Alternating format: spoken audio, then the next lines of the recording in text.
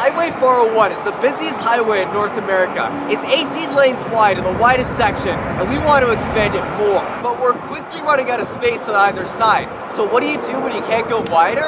According to Doug Ford, go under. Yeah, for $60 billion, that's just the initial cost. We're going to build more 401 lanes in a tunnel under the 401. I mean, at this point, why stop at going under? Why not go over as well? Maybe even 2 levels up. Tear up some buildings to the side of the 401 and expand there? Why not pave the entirety of Toronto and turn it into more 401 lanes? Today, I'm going to show you how this plan can be made better by, drumroll please, not building more lanes!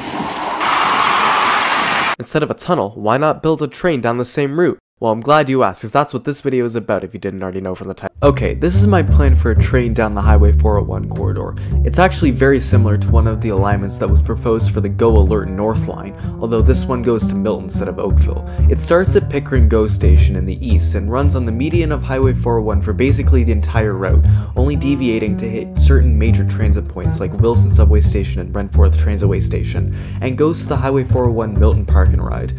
It would be an automated light metro system, similar to the REM in Montreal, and would use similar trains. Stations would be pretty minimal to save costs, and would have platform screen doors to muffle the highway noise and make it easier to heat or cool the station. An express service would run most of the day, with passing loops in certain stations so that express trains can overtake local trains.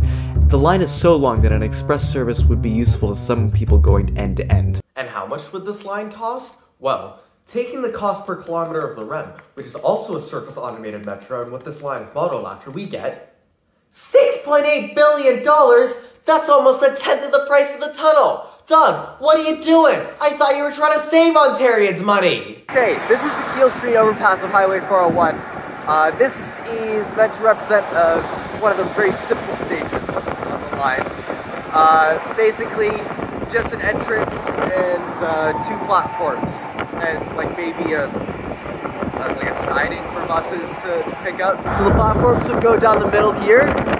There would be stairs up to 2 entrances along like this wall and that wall, and there would be a bus stop, and buses could pick up passengers from the train if there was like a bus route on the road that the stop's on. Very basic station, it's called a Type 1 in my map. And most stations are like this. But some of them are more complex, so let's see how those would be laid out right now.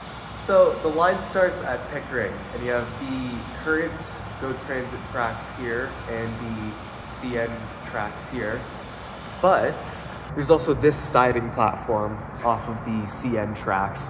And this is actually the original terminating platform for the first segment of GO Transit back when it opened in the 60s from Pickering to Oakville.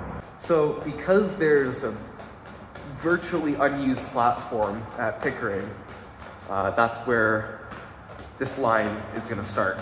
So platform 3 at Pickering. Currently it's only a single track, although there is space for another one, I think, or maybe a platform. You'd probably have to rework this entire area right here. But it definitely would be cheaper than digging a tunnel under the 401, that's for sure. Also, the platform facilities here and the station building would be upgraded. I think that's a given, just because this platform currently kind of sucks. So this platform is really long. The trains that would be using this line won't be this long. So at some point in the middle of the platform over here, the line would start climbing and go elevated over the CN tracks and over the Metrolinx tracks and over the eastbound lanes of Highway 401 to travel down the center for most of its journey. From Pickering, the first non-standard station that we're going to look at is Leslie Oriole, with an interchange to Line 4 and the Richmond Hill Line. Okay, so at Oriole, this station would be here to mainly serve the GO station, although you could transfer to the Line 4 station at Leslie. So the platforms would be on the road level around the middle here, and then you'd have station facilities and stairs and elevators and transfer points down to the GO train platforms there. Probably also improve this a lot. This is kind of derelict right now. In theory, you could also have like a bus loop somewhere along here. I don't know what buses would stop there, but there's definitely space.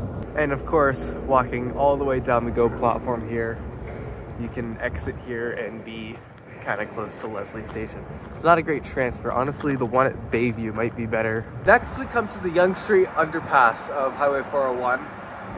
Obviously, there's a subway station here. In fact, it's pretty much equidistant from York Mills and Shepherd Yonge subway stations.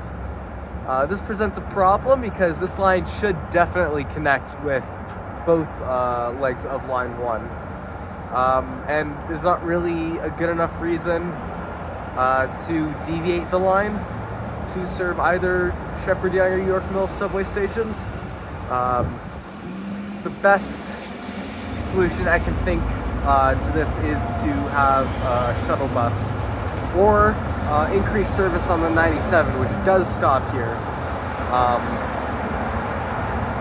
But yeah, this is probably one of the worst connections on this line.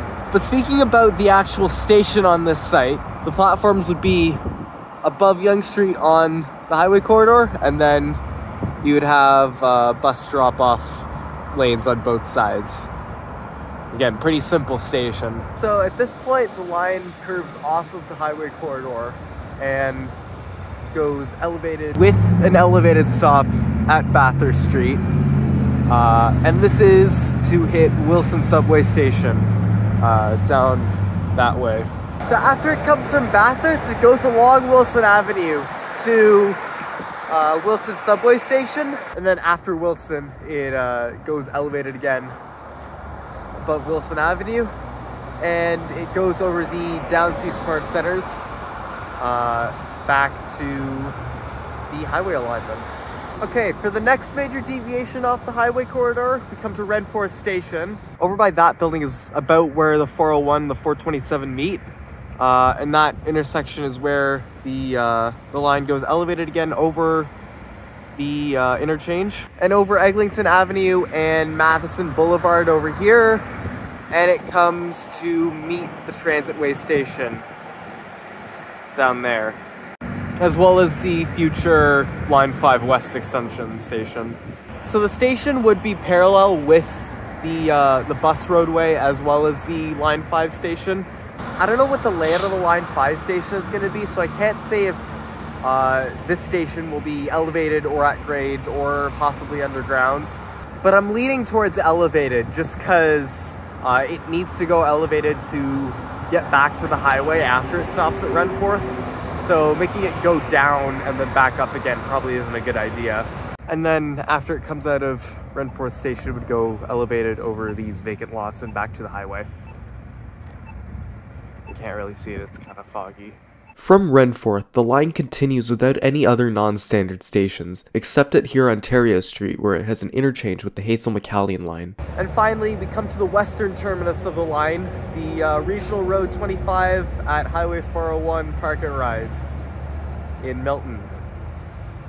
It's not a good name.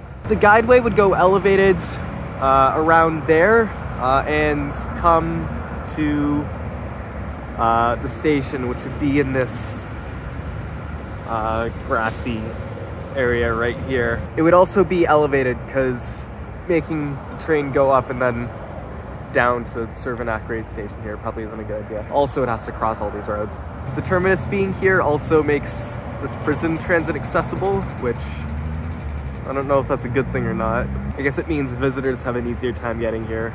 But that's an explainer on all of the notable stations on the line.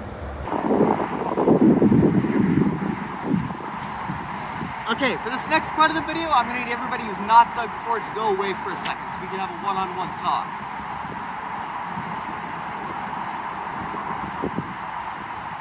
Okay, I think everyone's gone now.